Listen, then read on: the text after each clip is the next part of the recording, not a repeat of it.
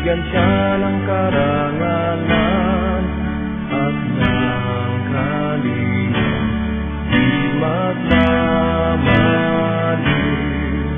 Ang aking mahal na kapatiran, ang taong magiyang siyang patnubay sa buhay.